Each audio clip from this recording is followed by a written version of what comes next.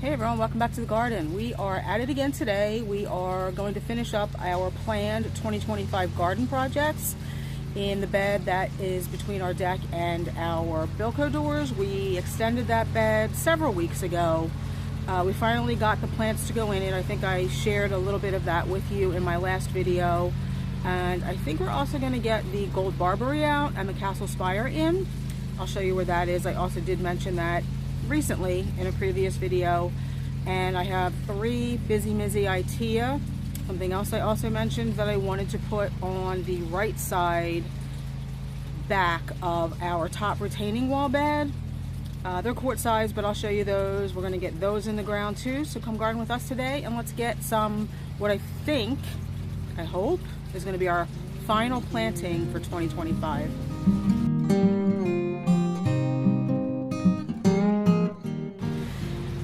And I apologize for the noise in the background. My neighbor is mowing her leaves, but I don't want to really wait all day to do this video. So I'm going to take you over and I'll show you where the barberry is first. My husband's already started to prune it down to make it easier to dig out. And there's actually a bird's nest in there. There's no activity in the bird's nest. That's obviously an old one. But I'll turn you around and show you both of the areas we're going to be working in today.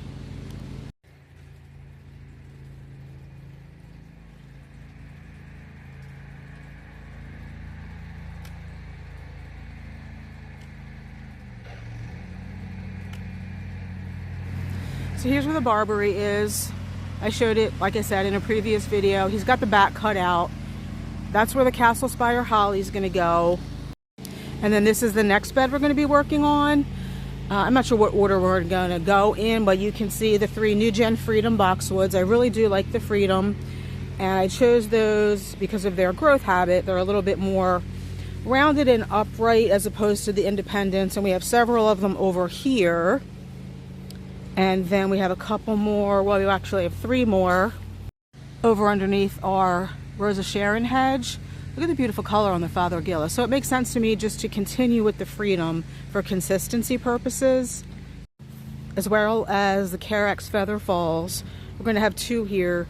The third one I just ordered, that's going to go inside our fence area.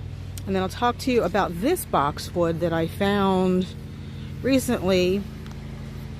My husband and I were getting something at Lowe's. I honestly can't remember what we were purchasing. We were not shopping for shrubs.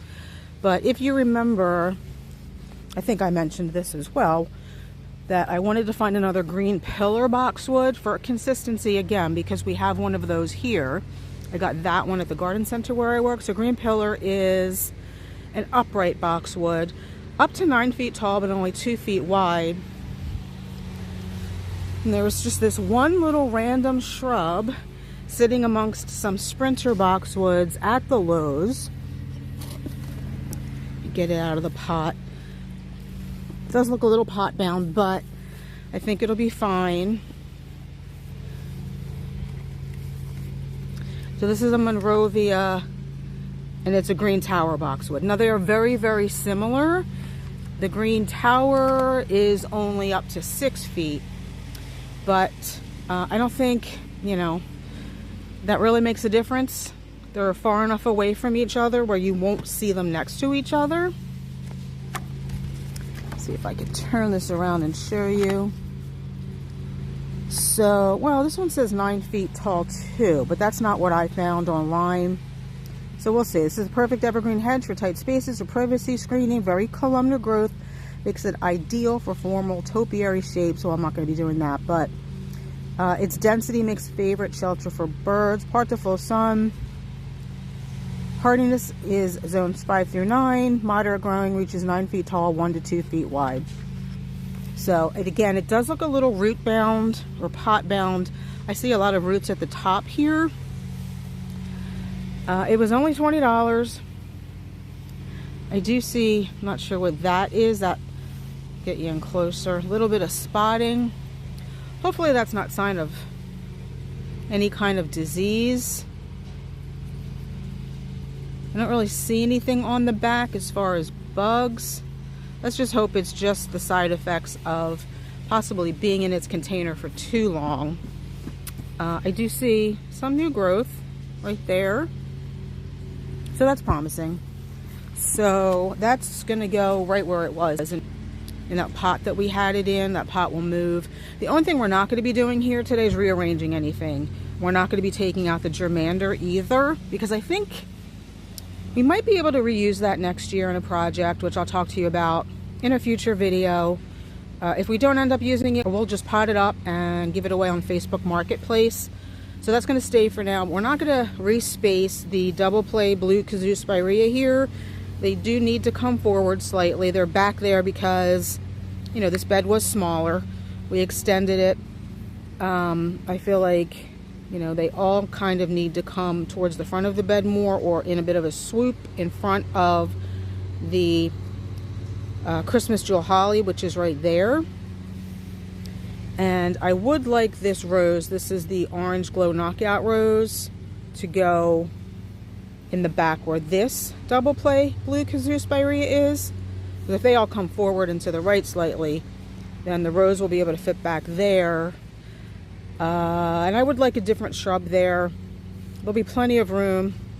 I'm toying with a couple of different ideas for next year, just not sure what yet.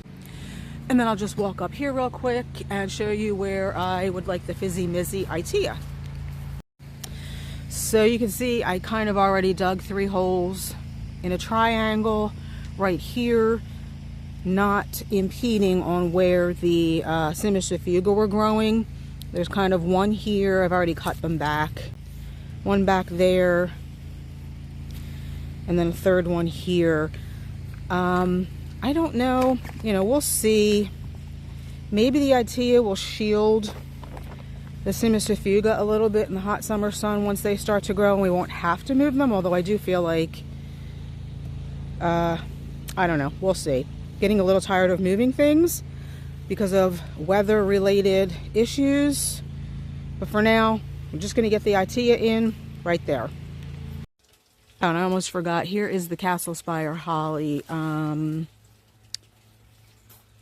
Not sure if this has a tag, probably does on the container, but I mean, you've seen these in our garden before. We have 3 others.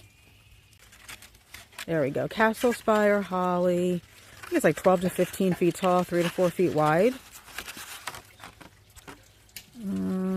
8 to 10 feet tall, 3 to 4 feet wide. Hardy in zones 5 through 7. So not a huge hardiness zone, but a pretty holly nonetheless. It's kind of like pyramidal growing, and it will provide us with a little bit of extra winter interest up on the retaining wall there, since between the mop cypress and the 𝗟𝗶𝗲𝗲, where my husband is taking the barberry out, there is nothing evergreen. The first evergreen you get is with the sugar and spice 𝗟𝗶𝗸𝗲 that we planted this summer.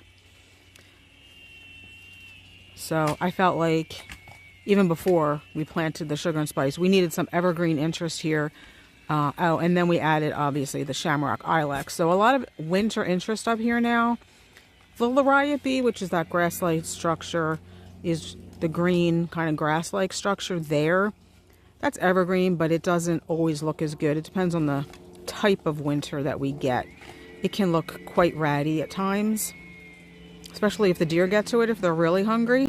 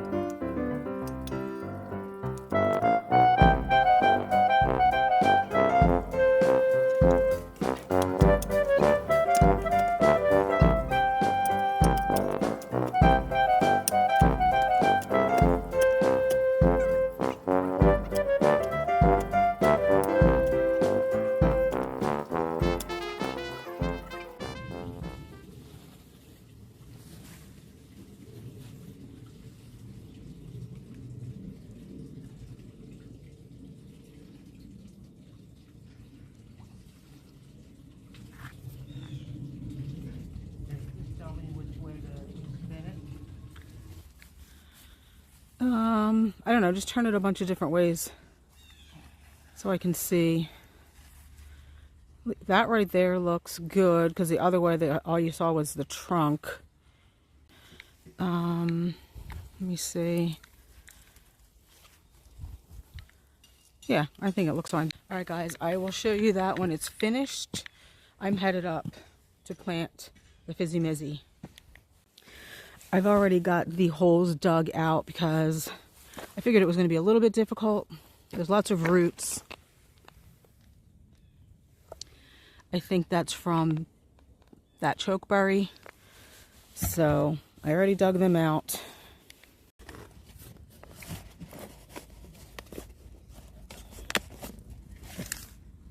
So again, these are Fizzy Mizzy. I know that's probably backwards, but it's more of an upright idea as opposed to ones that kind of grow out. These are hardy from zones 5 through 9, 2 to 3 feet tall and wide, so they will be perfect here, and they do like wet spots. I don't know if you could tell when I showed you the roots, the soil is very wet despite our being in a drought.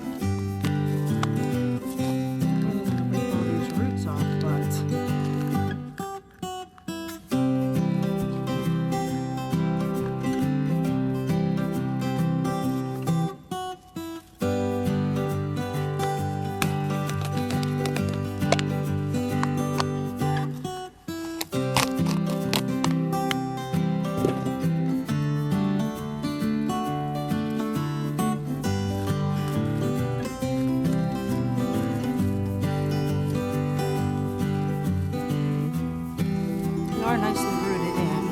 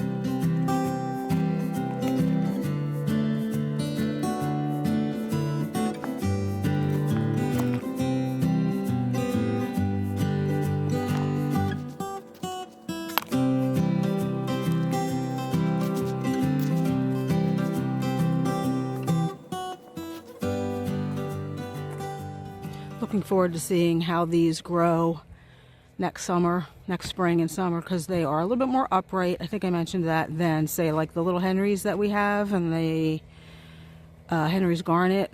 And I think we needed more than just a perennial here. We needed some kind of shrub structure.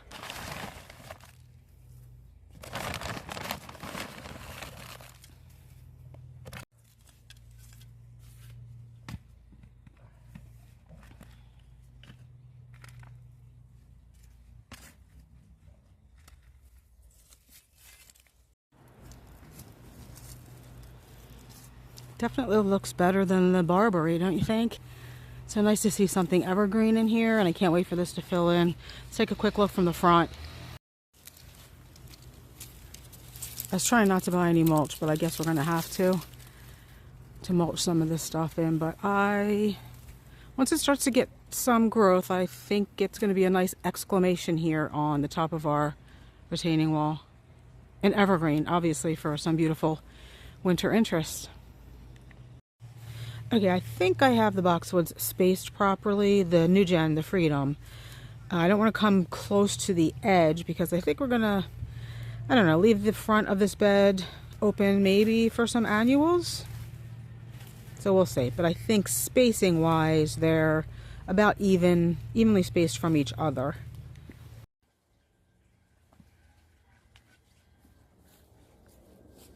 As tall as these, so yeah, see, look.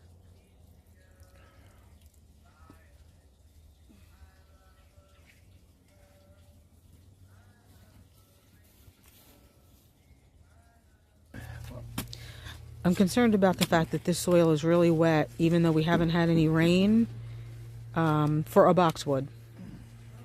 We've never had anything planted back here before, so you can see it's all that horrible red clay. Yeah, because this is the first time this particular area has even been mulched. I'm going to go get some better soil, and we're going to build this up so that the boxwood's not too low in the ground.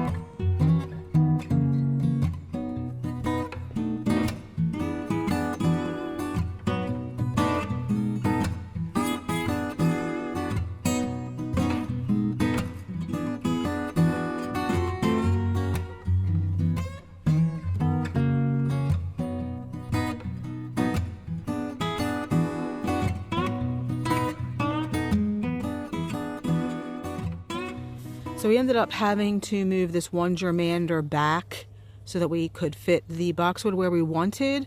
But I just wanted to show you real quick the difference that 10 years of mulch makes in the soil.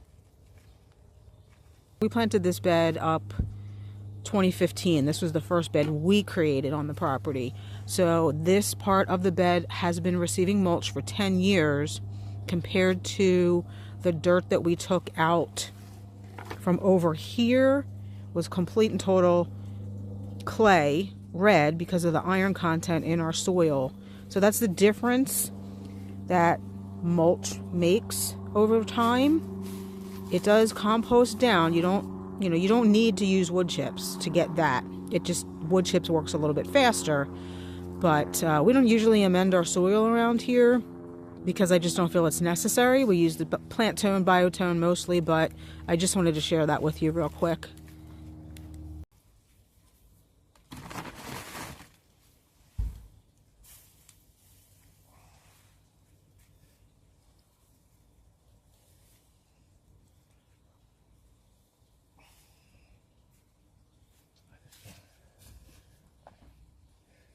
I don't have a good full. It's bare on.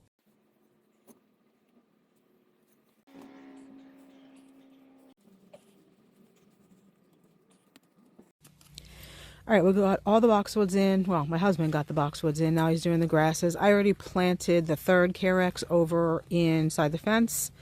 We'll show you all of this once it's fully complete. And actually, we did end up off camera taking the green pillar out and using some of the drier dirt that we got from the hole over there, because the root ball of the green pillar was really moist. The soil that came out of this hole that we used to backfill the hole was really moist, and boxwoods don't like moist soil, so I was kind of worried about that. So we lifted it, filled the hole in with the drier dirt. So I feel a little bit better about that being there now. Okay, everyone, so all 3 boxwoods and the 2 Carex are in. Well, I should say 4 boxwoods because the green pillar. So this bed is done for this year, and I think it looks a lot better. I think it'll look even better once we get the germander out. But again, we want to possibly use that for a project next year, hopefully in the spring. And if not, we will give them away. Then we will rearrange the spirea, the rose, and then see if there's room in here for another shrub. I think it needs something that blooms a little bit longer than the spirea. But again, we'll see what it looks like in the spring once everything is actually rearranged. I love it. I just think it looks so much neater. At least it will once the germander is gone. Rob did prune it, so it doesn't look quite so wild. And I just think once you pan around and you see that everything now ties together, it just looks a lot neater and cleaner. Final project done for 2025. Okay guys, thanks for coming along today on what I think is going to be our last planting for the 2025 season. I hope you enjoyed. Thanks for watching, and hopefully we'll see you in the next one. Bye.